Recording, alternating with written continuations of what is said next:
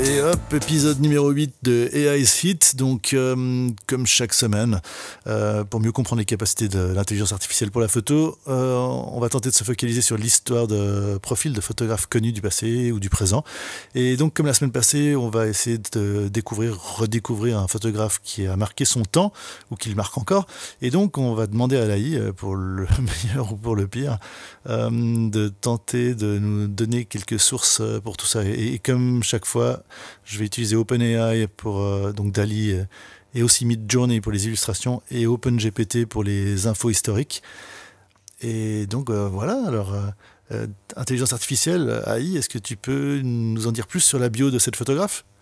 C'est une photographe française connue pour ses photographies de mode et de portraits ainsi que pour son travail d'art contemporain. Elle est née à Paris en 1952 et a étudié à l'École nationale supérieure des arts décoratifs.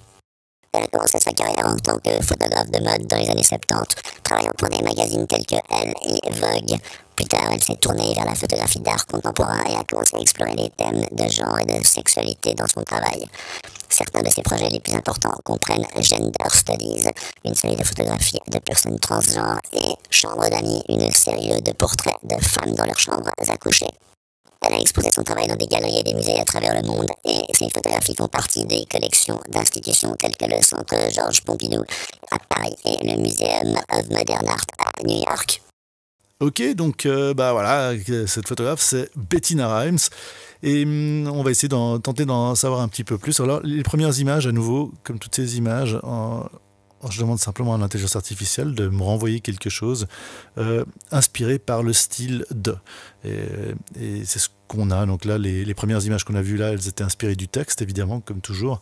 Les mots-clés que je choisis. Alors là, il y a un peu quand même de sélection personnelle humaine, encore heureux pour le moment. Et donc, on voit qu'il y avait quand même, je trouvais un peu moins pertinent que les autres semaines. Ça, je trouvais moins efficace cette fois-ci. Mais on va encore demander quelque chose sur le style. Le style de Bettina Rhymes se distingue par sa nature audacieuse et provocatrice, souvent en explorant les thèmes de genre, sexualité et la forme féminine. Elle défie souvent les normes sociales dans son travail. Donc là, à nous, ouais, je pense que les images peuvent nous rappeler les images de Bettina Rhymes. Alors, je vous renvoie à nouveau dans une librairie, sur Internet, dans les galeries, les musées, pour aller voir son travail. Il peut y avoir quelque chose. Je suis moins convaincu que d'habitude. Plus je regarde les images en y travaillant, je m'auto-convainc un petit peu que c'est assez impressionnant quand même. Une chose que j'ai remarqué cette fois-ci, c'est que l'intelligence artificielle avait beaucoup de peine à mettre des visages dans l'écran. Donc dans la sélection, j'ai essayé de reprendre des visages, mais souvent les résultats me coupaient le visage et se concentraient sur le corps, sur les poses. Alors je pense que les poses des modèles dans ces photos sont assez proches, donc j'ai l'impression qu'il y a une inspiration. Mais essayons d'en savoir un peu plus. Ces photographies sont souvent sensuelles et érotiques, mais aussi ont une forte approche conceptuelle et artistique. Rhymes est connue pour son utilisation forte de la couleur, souvent utilisant des teintes vibrantes et frappantes pour créer un sens de drame dans ses images. Elle utilise également une variété de techniques, telles que l'utilisation de perspectives inhabituelles, de gros plans et de recadrage pour créer un langage visuel percutant. Alors là, on le voit comme on l'avait sur l'une des deux images auparavant, le visage du modèle coupé. Par contre, je sais pas, la construction des images pourrait... c'est approximatif, mais j'ai l'impression qu'on ressent quand même quelque chose, que ces outils commencent à appréhender certaines choses. Alors évidemment, là avec DALL-E, il y a pas mal de distorsions, qu'on peut le voir sur l'avant-bras de la femme à gauche, mais ouais, les ambiances sont intéressantes. Alors est-ce que c'est vraiment lié au style de Bettina Rhymes ou c'est simplement parce que j'utilise des mots-clés qui sont toujours repris du texte que me renvoie l'intelligence artificielle et ensuite avec toujours dans l'inspiration de style de, mais je trouve ça quand même assez impressionnant. Un petit peu plus salé. De plus, son portrait souvent met en scène des femmes dans des poses puissantes et parfois défiantes, mettant en valeur leur force, leur confiance et leur individualité. Elle est aussi connue pour son approche collaborative avec ses sujets, travaillant étroitement avec eux pour créer des images qui expriment leur personnalité et leur véritable soi. Alors voilà, sur ces 2 dernières images de cette petite présentation. Alors à nouveau, c'est vraiment toujours pour le divertissement. Loin de moi l'idée d'avoir quelque chose de vraiment objectif dans l'analyse. Je suis pas un grand spécialiste non plus de l'histoire de la photographie. Ça me donne l'occasion de me la rappeler personnellement aussi. Mais là, sur ces 2 images, je sais pas, je trouve qu'il y a probablement quelque chose qui me rappelle son travail.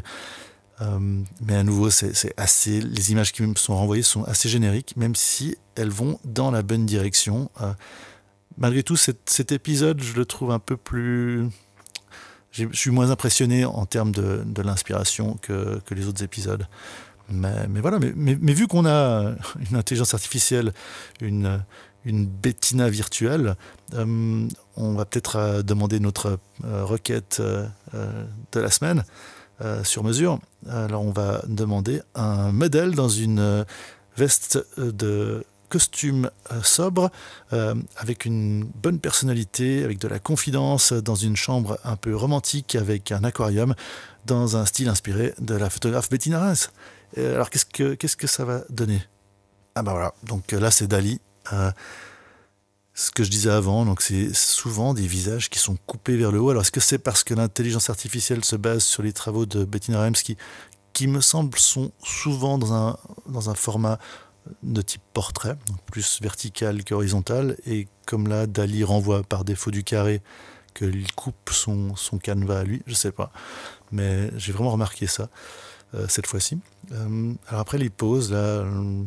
Je trouve que dans les poses, il y a un truc qui se rapproche bien des poses qu'on retrouve dans les travaux de Bettina Reims. Mais c'est un peu...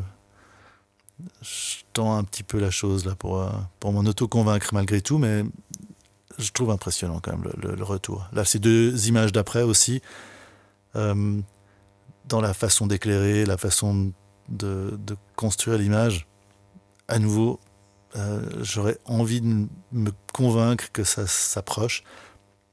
Mais c'est vrai que ça ne ressemble pas à d'autres types de photographes. Et à nouveau, je mets vraiment les mots-clés que j'ai dit dans la requête. Pour la requête, je la fais en général en anglais, mais c'est une traduction en gros littérale. Et ouais, intéressant. Et là, pour les 2 derniers clichés, alors là, c'est avec Midjourney. Et c'est la première fois qu'avec Midjourney, dans un de ces épisodes, où j'ai eu un petit quand même... Peut-être parce que les algorithmes de Midjourney et la manière de créer l'image, qui est, me semble-t-il, plus homogène qu'avec Dall-E, peut-être que ça convient mieux à ce style-là, mais j'étais assez impressionné du photoréalisme de ces images. Je trouvais que ça marchait assez bien. C'est peut-être un peu trop clean, un petit peu trop lisse, avec un peu trop de contraste dans les... Pas moins de sensualité, évidemment, que le travail de Bettina Reims, mais là, ces 2 images m'avaient un petit peu impressionné. Évidemment, les 6 images que j'ai choisies là pour le travail sont une sélection que j'ai faite pour accentuer le divertissement. Mais ça n'a pas beaucoup plus d'ambition que ça, cette série. Mais voilà, là je trouve assez impressionnant. Je pense aussi que l'outil en version bêta, donc elle se développe. Alors est-ce qu'il y a quelque chose qui se passe et que ça évolue massivement? Je ne sais pas, on verra avec les épisodes prochains, mais en tout cas, je vous conseille d'aller voir le vrai travail de Bettina Reims, voir s'il y a des choses qui correspondent ou pas. Si vous avez des commentaires, n'hésitez pas à les poster en dessous. Et d'aller voir soit en librairie, en galerie, au musée ou sur Internet ce qu'elle fait et voir ce qu'on a vu aujourd'hui, si ça correspond. Et voilà, j'espère que ça vous a bien amusé et diverti. Et à la semaine prochaine!